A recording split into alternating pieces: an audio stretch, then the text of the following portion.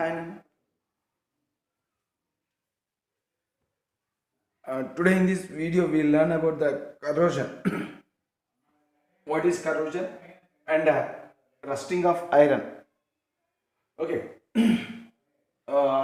In case of iron we'll call it as rusting, and in case of other metals generally we call it as corrosion. So actually what is corrosion?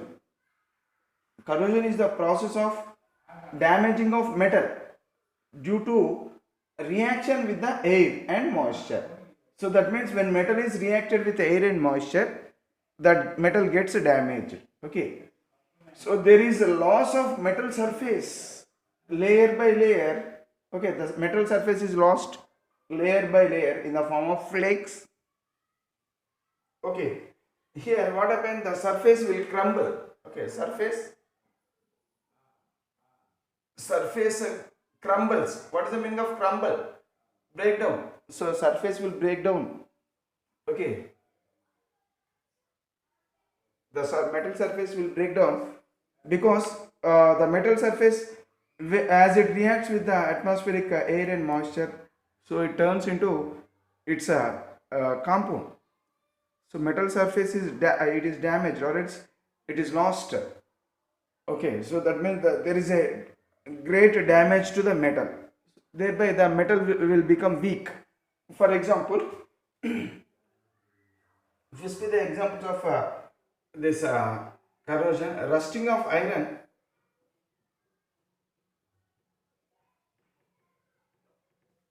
Rusting of iron is an example of corrosion. Okay, rusting of iron means here iron will convert into ferric oxide, hydrated ferric oxide. So this is rust, this is called as rust. Okay, so the surface of iron will react chemically and convert into rust. In the same way, tarnishing of silver.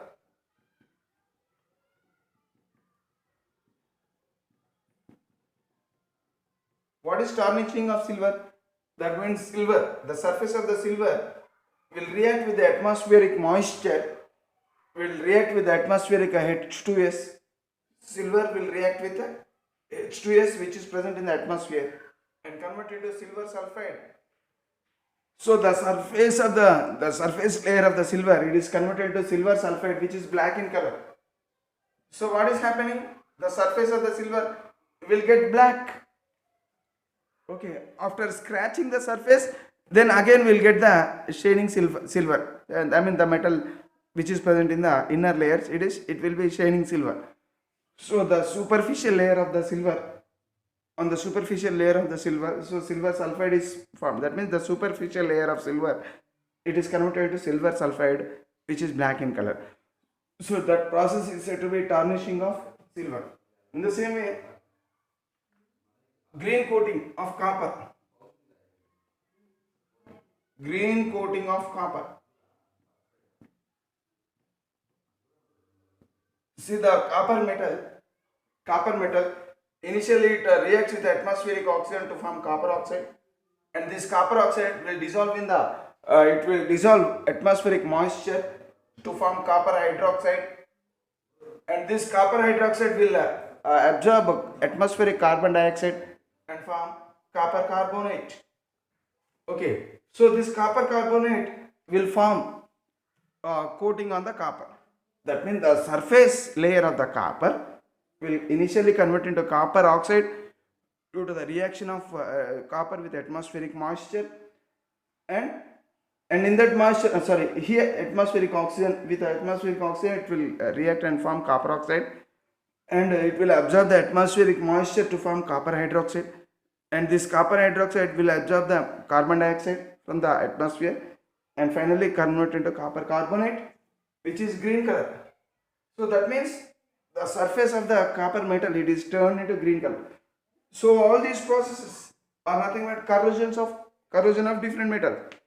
So here there is a particular name given to corrosion of iron. Corrosion of iron is called as rusting. Corrosion of silver is called as tarnishing. Okay, corrosion of copper is called as green coating of copper. So like this. So different metals will corrode in different ways. So all this the corrosion is mainly due to the reaction of that metal with the air and moisture. Okay, right. So today we will learn about the rusting of iron.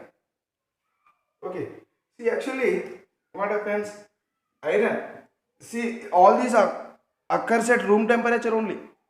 Okay, rusting of iron means here at room temperature iron will react with the atmospheric oxygen. So what happens? Let us see the chemistry behind the rusting of iron.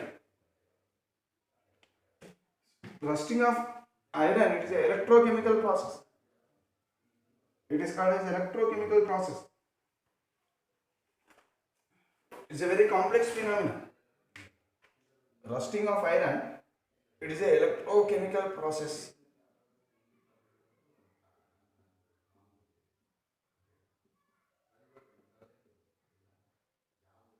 It's an electrochemical process. Okay, and it's a complex phenomenon.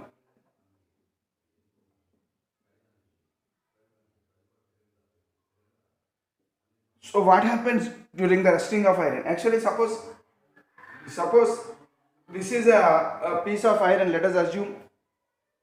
So on the surface, on one, so when the atmosphere is in moisture, when there is a moist atmosphere, what happens? So one spot or else at any spot, what happens, the iron which is present on the surface of the this iron metal, some of the iron atoms, okay, they lose electrons, they lose electrons. So that means this spot will lose electrons, and the electron, they will travel in the metal surface, I mean they will travel in the metal surface and they will move to some other place. Electrons will flow because this particular iron atoms present in this particular space, in this particular spot, as they lose electrons and they convert into Fe plus 2 ions. So what happens, those electrons, they will travel from this place and they keep on moving to other place. So what is happening here? So at this place, at this spot, iron is getting oxidized because it is losing electrons. So where does this oxidation generally takes place? The place where oxidation takes place is said to be, it is generally considered as anode. That means this particular spot, it acts as anode. Slowly these electrons, they will reach to some other spot, where in this spot the oxygen present in the atmosphere, so the oxygen will take these electrons. Oxygen will take these electrons, okay, and convert into oxide ions. So this will happen in the presence of H plus ions. So only in the presence of H plus ions, so this oxygen will pick up these electrons and convert into OH minus ions. Okay, in the presence of H plus ions, it will happen. So now this OH minus ions, this H plus ions will react with this OH minus ions, okay, to form water. Okay, to form water.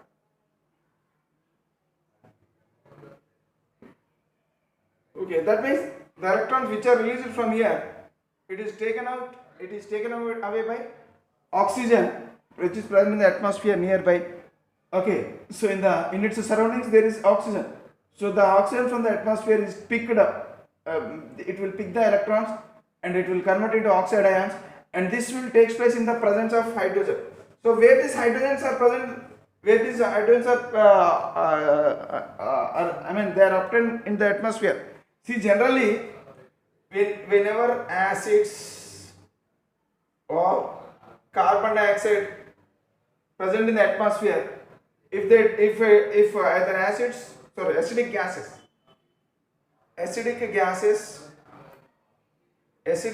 that means oxides of non-metal. Generally acidic gases are oxides of non-metal, or else carbon dioxide. Even carbon dioxide is also oxide of non-metal only. So when they react with the atmospheric moisture, or else when they dissolve in the moisture, when these gases they dissolve in moisture, they convert into acids. acids. So if H2CO3 is dissolved in water, it forms, sorry, if carbon dioxide dissolved in water, it forms H2CO3. So these acids, they produce H plus ions. These acids, they produce H plus ions. So in this way, H plus ions are reached to the atmosphere. So only in the presence of these H plus ions, this oxygen which is present in the environment, in its in the surroundings of any particular spot, so the oxygen will absorb the electron and convert into oxide. Now this oxide immediately will react with the H plus ions and convert into water. So now what happens? So if you come back to this spot, so now here what is happened? So at this spot, electrons are absorbed by this material.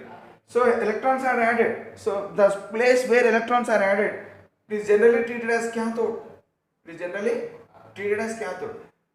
Okay, so that means electrons are traveled. So here that is why it is called as electrochemical process. So that is why it is called as electrochemical process. So because electrochemical process means here oxidation and reduction are taking place. So oxidation and reduction are nothing but chemical processes. Okay, so temporary a cell or electrolytic cell is developed here temporarily. So what happens? So in this area, it can act as a electrolytic cell. So the iron ions, Fe plus 2 ions, which are produced at anode, they react with atmospheric oxygen, okay, and convert into Fe2O3. They are converted into Fe2O3, ferrous oxide. This ferrous oxide which is formed here, immediately it absorbs X number of water molecules from the atmosphere.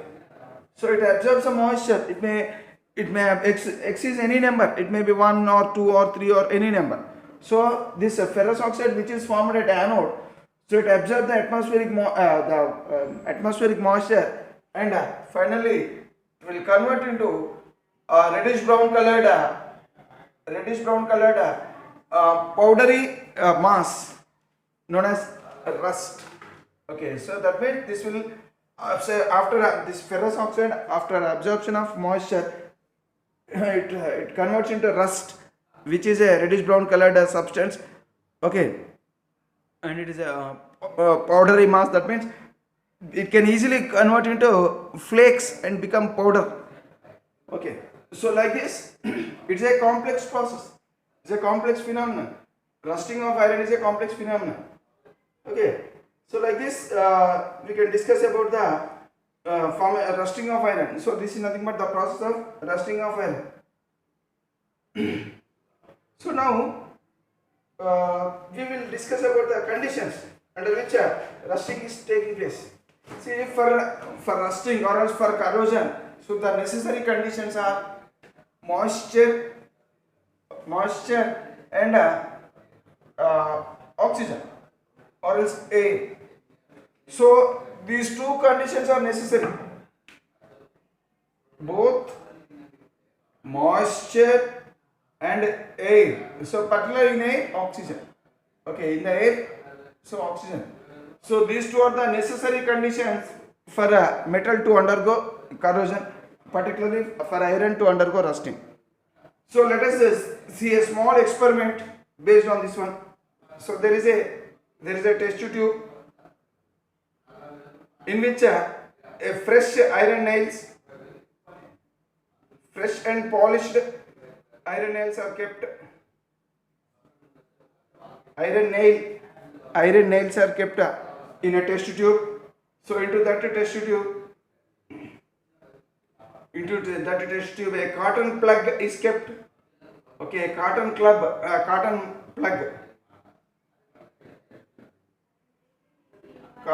plug which is dipped in calcium chloride. Dipped in where calcium chloride. So here calcium chloride is a solution, a calcium chloride solution. Okay, so here calcium chloride it will absorb the moisture from the atmosphere. So the nature of calcium chloride is it will absorb the moisture from the surrounding air. So that means by keeping this cotton plug which is dipped in calcium chloride so into this test tube, so there won't be any moisture in the air. All the moisture is absorbed, all the moisture present in the test tube is absorbed by this cotton plug.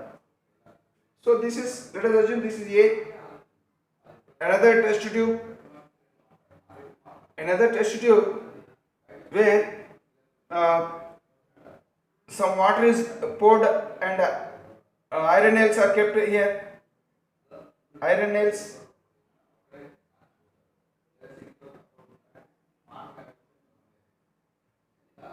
Iron nails are kept. Okay.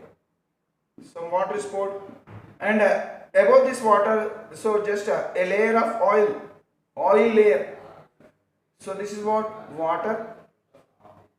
What is this one? Oil layer. Oil layer is kept, and it is also sealed with the cotton. So here for these nails there is availability of water, but there is here air is present, but that air is not in contact with the water. So that means air is cut off by the oil layer. Oil layer will prevent the entry of air into this water. That means these iron nails, they are not getting air, but they are in moisture. They are getting moisture. Water means moisture only. There is another test tube. Where iron nails are kept in such a way that, so this is air. So air is available to this iron nails, and even moisture is also available to this iron nails. Both air and moisture are available to these iron nails, but here only moisture, that means only water is available and air is not available, because oil layer, it will prevent the entry of this air into this water. So hence these iron nails cannot come into contact with the air. So here air is present but no moisture, because calcium chloride will absorb the moisture. So after few hours or else after few days, if you see, after few hours, if you see the nails in this, so let us assume this is A, this is B, and this is C. So the nails which are present in the test tube C, they get rust. Why? Because these to these nails, so there is supply of moisture as well as air also. But here for these airs, only moisture is present, but air is absent, because air is prevented by the oil layer. Here air is present but moisture is not there, because moisture is absorbed by calcium chloride. So here, what are the favorable conditions for the rusting of iron? Both the availability of both should be there. So if moisture is absent, only in the presence of air, rusting cannot take place. Or else if air is absent, only in the presence of moisture, rusting cannot take place. That means both are necessary. Both are necessary conditions for the process of rusting of iron. So from this experiment, small experiment, we can come to a conclusion that both moisture and air are necessary for iron to get rusted. Okay, right. Then here the thing is that, so iron is a metal which is extensively used in making bridges,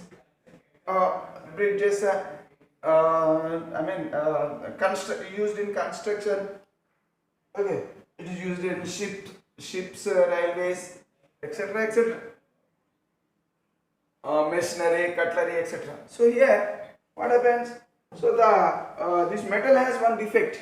Iron metal, it is extensively used. That means it is used in large quantities. Okay, for the purpose of constructions. Okay, construction means construction of bridges, construction of buildings. Okay, so in the construction of ships, okay, in the construction of railways. Okay, so like this. So in making many machineries. many machines are made, so etc., cutleries, etc. Okay.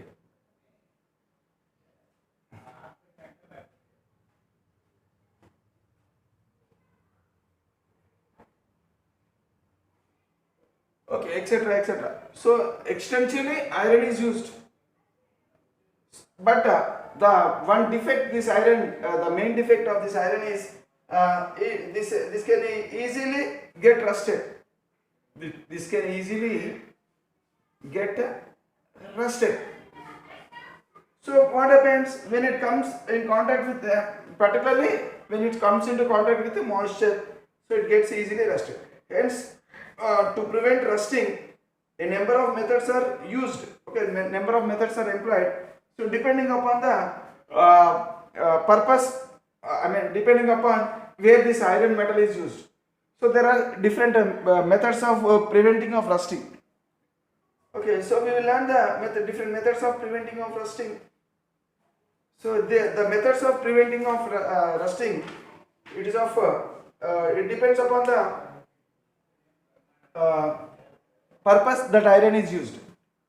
So now we will learn different methods of prevention of rusting.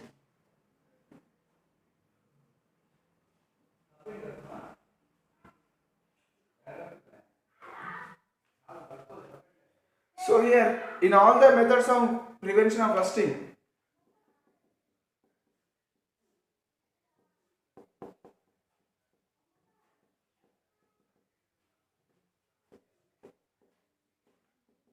in all the methods of prevention of rusting, there is one common thing. What is that one? So the surface is coated with some appropriate material. The surface is coated with appropriate material.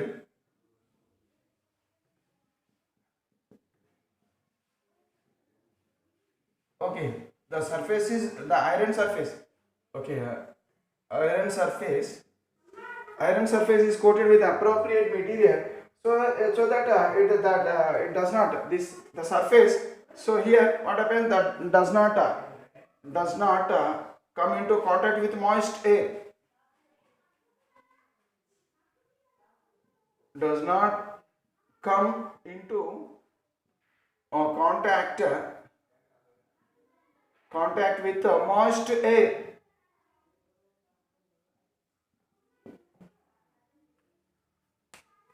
Okay, so in order to prevent the surface to come into contact with the moist air, there are several methods. Okay, we will learn those methods. So these methods can be, all these methods are what? In all these methods, they will coat the surface. So here the surface can be, coating of surface can be, it is of two types: non-metal coating. It is non-metal coating, and another type is metal coating. Coating of the surface with another metal. Okay, coating of the surface with another metal. So metal coating, metallic coating. So first we will learn about non-metallic coating. So non-metallic coating means the coating. So here first one is coating with red lead oxide or tar.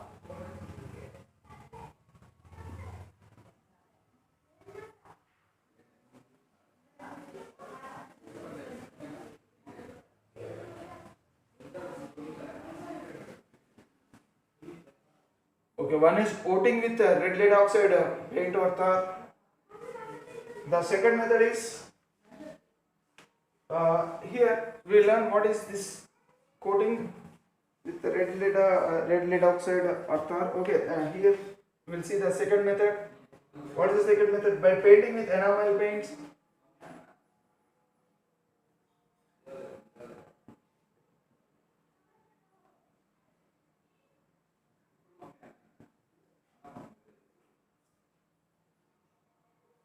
Enamel paints or a material known as bisphenol. bisphenol.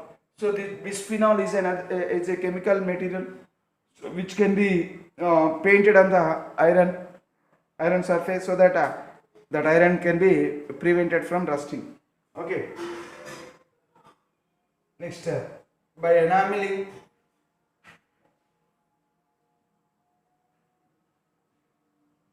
Okay. Next one is oil and grease.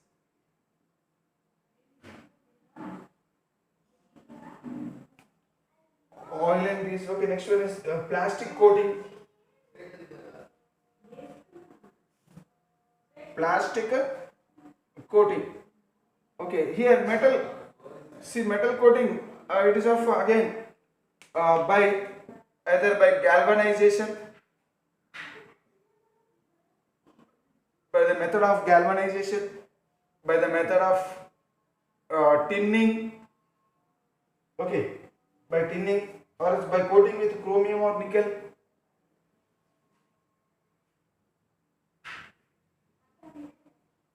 Coating with chromium or nickel electrolytically. Electrolytically.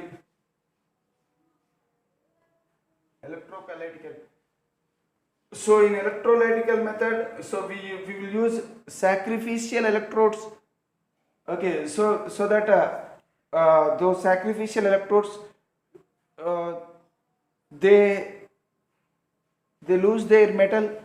Okay, and finally that metal will reach to the, I mean, sacrificial electrode means here anode is made up of sacrificial electrode. Okay, the metal from the anode, it will enter into the solution electrolyte and finally reach to the cathode, and it is deposited as a protective layer on cathode material. Okay, so we'll discuss about this one also. Next one, by converting iron into stainless steel.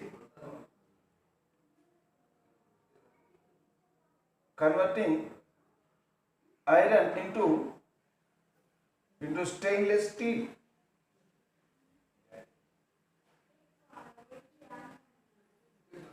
By converting iron into stainless steel. So these are all different methods, okay, by which the prevention of rusting can be done. Okay, so we will learn these methods in the next video.